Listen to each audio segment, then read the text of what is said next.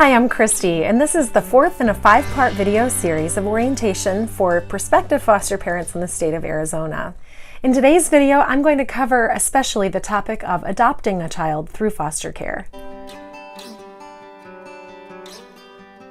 You may recall that foster care is meant to be temporary. Adoption, on the other hand, is a permanent legal decision approved by the court that makes you the child's legal parent and giving you the same rights and responsibilities you have for a biological child. Children in foster care are available for adoption only after their biological parents' rights have been terminated by the court. In selecting an adoptive family for a child, DCS looks for a family that can best meet the needs of that child. We do not match children to families, we match families to children. Arizonans who want to adopt must meet certain criteria and, depending on the relationship with the child, be certified by the court.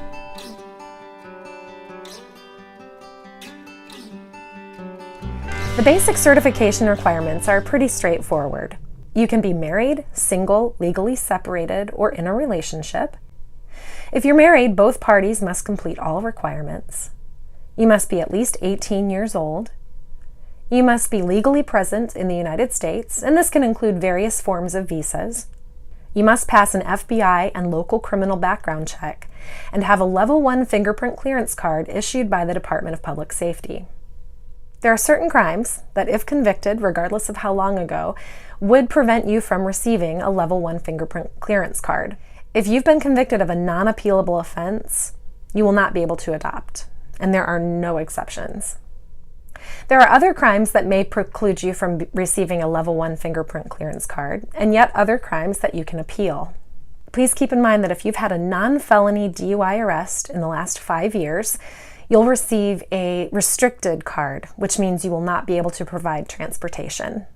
In addition, you'll need to successfully complete training if it's required by your agency or the court. Be medically qualified by a health professional. This can be a doctor, physician's assistant, or nurse practitioner. Also, keep in mind that if you see more than one health professional, for example, a physician and a psychiatrist, you'll likely need both of them to complete the forms. You must be able to meet your living expenses.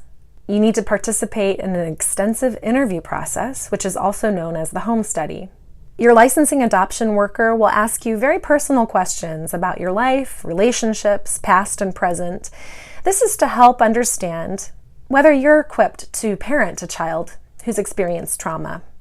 It's important to be honest and open during this interview process. And last, you'll have to pass a home safety inspection.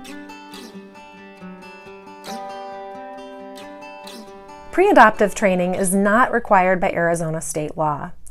However, the court can require you to attend training. Training may also help you make a more informed decision about adopting through foster care, and your adoption agency may require it.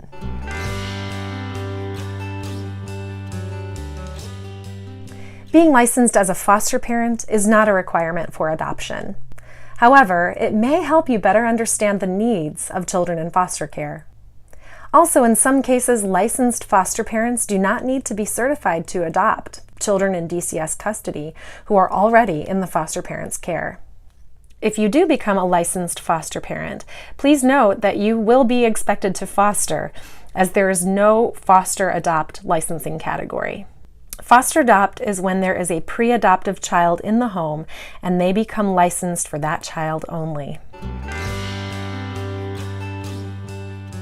It is very rare for a child 3 years old or younger to be available for adoption through foster care. Relative placements are sought throughout the process, and approximately half of the children removed end up with a relative. If you want to adopt an infant, private adoption may be your best route. To learn more about Arizona's Children Free for Adoption, visit childrensheartgallery.org. When you adopt a child from foster care through the Department of Child Safety, there should be little to no cost. Depending on which agency you use and whether or not they are contracted by the state, you may have to pay upfront for your home study. That fee, however, may be reimbursed once your adoption is finalized, depending on the adoption agency you choose. You will be responsible for any expenses related to making your home safe, like putting a fence around your pool.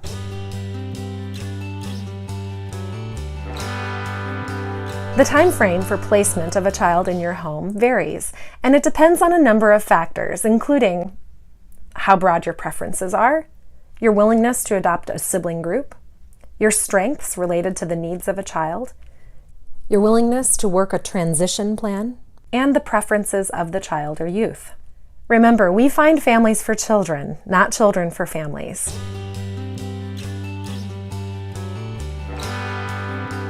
Several types of support may be available for adoptive families, including support groups of other adoptive parents, advanced training from your adoption agency or other sources, adoption subsidy, which is based on the child's needs, access or Medicaid benefits, post-secondary educational assistance depending on the child's age at adoption, sibling information exchange program through the court to facilitate the location of other siblings, the confidential intermediary program through the courts to provide a contact between parties of an adoption, and the federal tax credit. For more information on the federal tax credit, we recommend contacting a tax attorney or a CPA. Supports vary by location and adoption agency. Once you've been selected as a child's adoptive parent, transitional visits begin so you can get to know each other. These visits typically begin with a couple of hours and then gradually expand to a full day, and then an overnight and weekends, until ultimately the child moves in with your family. Typically, a child lives with an adoptive family for at least 6 months before the petition to adopt is filed with the court. As someone who's adopted 3 children from foster care, I can tell you that the journey is not easy, but it is very worthwhile. I hope the information that I've provided here is at least a good starting point for you. If you have more questions, you can certainly ask your adoption agency or licensing specialists. And remember this: when you choose to foster a child, you won't just change their life. They'll change yours forever.